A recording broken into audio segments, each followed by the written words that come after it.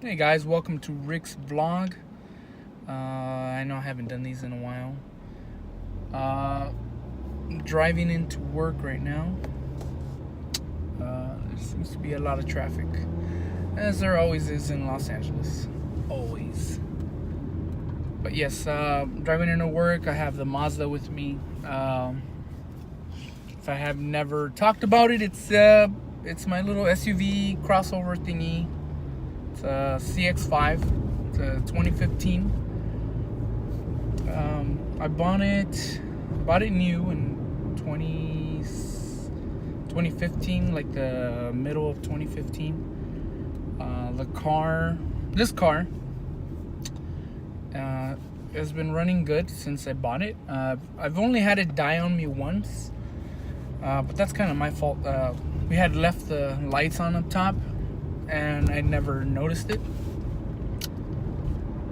And when I woke up the next morning, I tried to start the car, the lights weren't on, and everything was off. So needless to say, I was stuck, so I couldn't get to work. But I mean, overall, the car, it's pretty comfortable inside.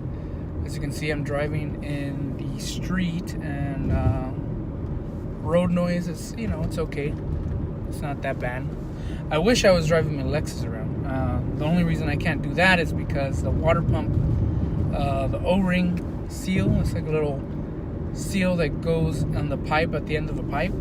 I guess it failed and it started leaking. So I have to replace the water pump all over again. So that's, it's terrible.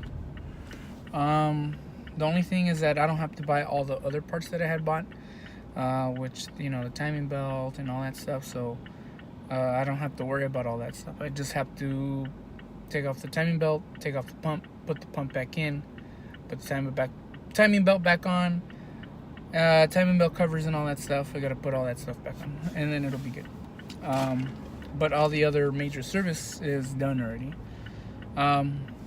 So yeah, I can't drive that car around right now. It's just it's been sitting there for about maybe 3 weeks now, or 2 weeks since I did the video. I started using it for about maybe 3 days, and then I started noticing that leak, and I was like, what could be leaking? I just changed the water pump, it can't be that. And sure enough, it was that dumb little O-ring that started leaking. So yep, redo on that one, and I'll probably post another video of that so you guys can see what's going on. But this car, since I bought it, like I said, it's been good to me. I've had to replace the rear brakes on this car. The other brakes, I think I'm at 44,000 miles, and the rear brakes went out first than the front brakes. So I don't know if maybe Mazda has a defect for my year, 2015. But I did notice I caught a service bulletin for the rear brakes on the 2013 to 2014 models, and mine does not fall under that service bulletin. There's been a couple of other recalls. First thing is the trunk hatch, the little things that hold up the trunk, says that they need to be replaced because of rust, corrosion, especially under rainy weather, cold weather, snowy weather. But where I live, California, Los Angeles, there's hardly any rain here, so my struts are pretty good. But they still have to replace them for the risk of somebody getting hurt or the shocks failing and the trunk slamming on somebody. But yeah, that's about the only thing. I think the other things would be they need to adjust the ECU for fuel for when it gets too cold. They don't want it to not start on you. Yeah, this car drives nice. It's pretty quiet on the streets. When you're in the highway, that's the difference. Is when you're on the highway, you get a lot of road noise. So not that it's a bad thing. I mean, I like road noise because it keeps me concentrated. I kind of, my wife doesn't like it, but I kind of don't like to listen to music in the car because I like to hear what the car is doing. I feel like I'm more in control of the road, more in control of what I'm doing as I'm driving. So yeah, this car has a lot of road noise. It's okay. Some people don't like it. I'm alright with it. It doesn't matter. But there's a lot of road noise, especially when I'm hitting about 65 around there, or when I hit 70. You start really hearing the road noise. The tires on this car, I need to replace them pretty soon. They still have some thread left, but when the rainy season comes, it's already November. Rainy season is like around January to like maybe April-ish. And yeah, we're gonna need some rain resistant tires, really resistant tires. I do recall when we went to pick up my brother's Lexus from, what city was that? It's somewhere by Riverside. We really caught some really bad weather, and these tires are not that great for rain. I remember driving down the highway or the freeway, and I felt my car losing control when I hit like a little patch of water. And I hit the water, and the car almost felt like it was floating on the freeway like sideways. So that's not good. That means the tires are not doing very good performance as to, spreading the water out to the sides. So it's kind of like keeping it in and having the tires float. So I believe the car comes with Yokohamas. So they're not that great. Either Yokohamas or Kongo. One of those two. They're not that great. They need to get replaced. This car, the other thing that bothers me is the oil changes. It seems like the car recommends about maybe 5,000 miles to change the oil, especially in severe driving conditions. And here in California, it's considered severe because of the weather. It's kind of hot. It's not Arizona hot, but it's warm enough to where you need to change your oil frequently. The oil, it gets really dirty really fast. I'm even thinking of doing it every 30,000 miles because of how fast the oil really breaks down. I'm sure the oil is fine because I use synthetic. I've seen tests where the oil is really, really dark. It looks completely disgusting, but the oil still has its protectors and inhibitors, prevents it from failing. But looking that, I feel like when I see that, it's like in my head I feel like it's there's sludge being created inside the engine, and it's probably not, but it's not a good look, especially when you take the dipstick out and you see it. It's like completely really dark, and you're like, ugh.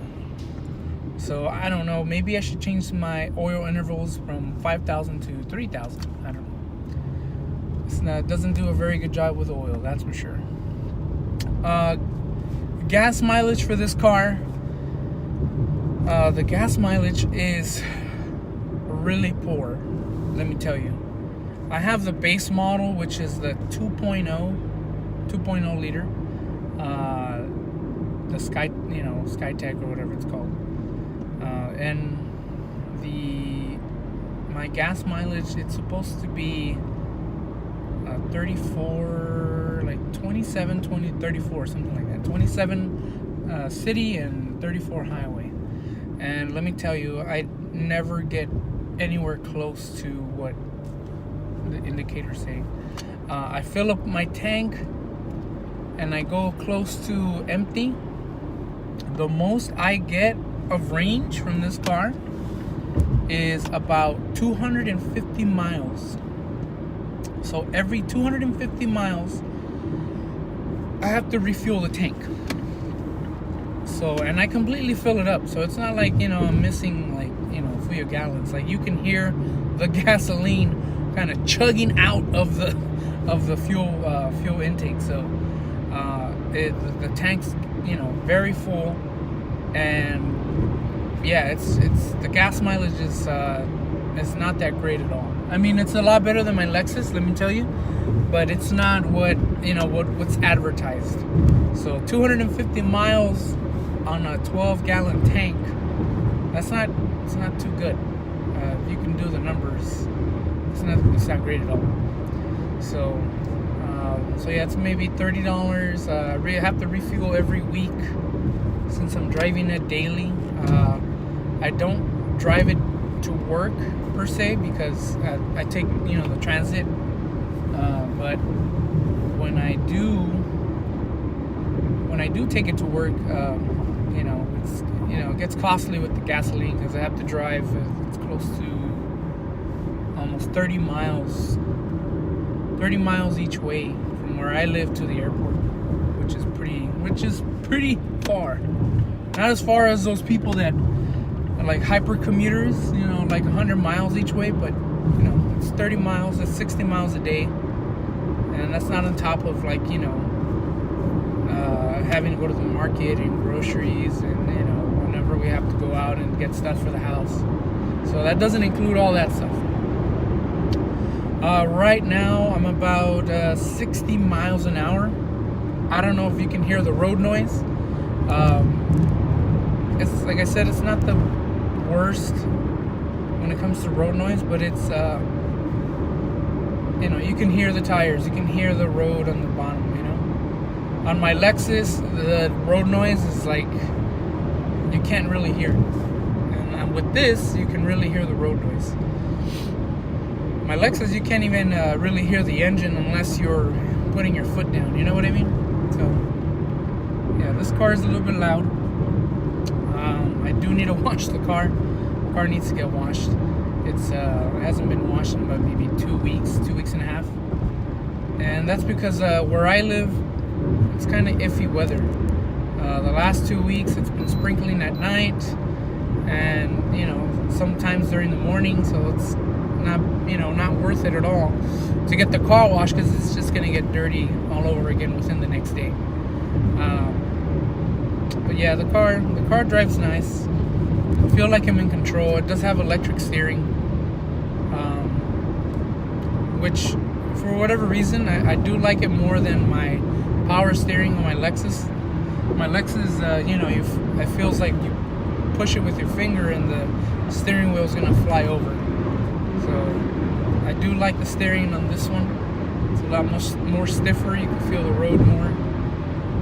So yeah, that's it. That's pretty much it for this car. Now I do have the screen.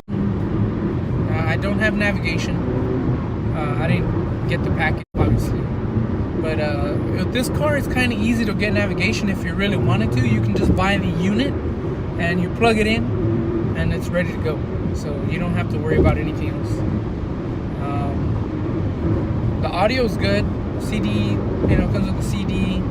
It does have Bluetooth for your phone. It has a USB input. It has, it has a 3.5 jack. It has everything like, a normal car. But what did get me kind of like wow, was that it included an HD radio, which not even on my Mini Cooper, which was a high-end car, a couple of years back, it didn't have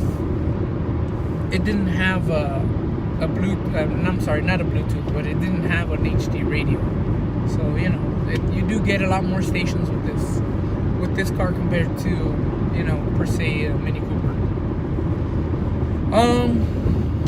Yeah, that's pretty much I'm gonna talk about. Yeah, the Mazda. It's not exciting. It's not like, wow, I want to ride this car. I want to drive this car. It's kind of like it's a car. It takes you from A to B. There's not much excitement.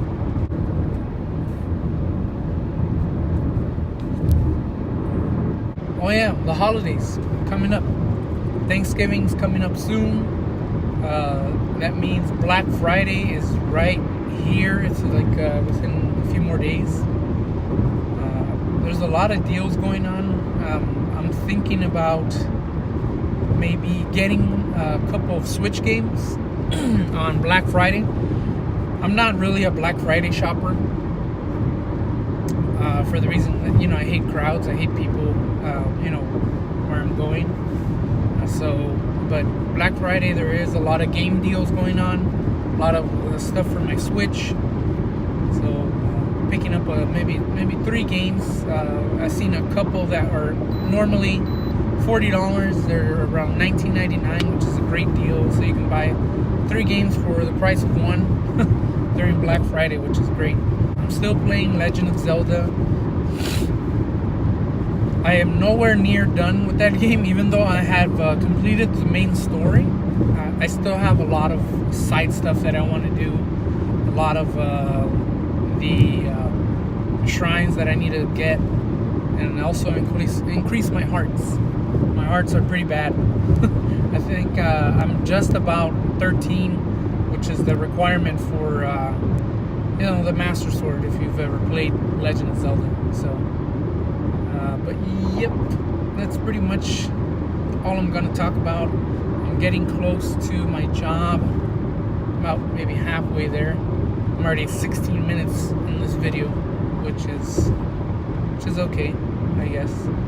But I want to thank you guys for watching this video, me talking about my cars and what's going on, my Nintendo, Black Friday, blah blah blah blah. But I want to thank you guys for watching. Happy Thanksgiving to everybody. It's coming up soon, and I hope you guys enjoy your dinner with your family, and give thanks for what we have and what we are gonna get. So yeah. All right, guys. Well, I'll talk to you guys later. Peace.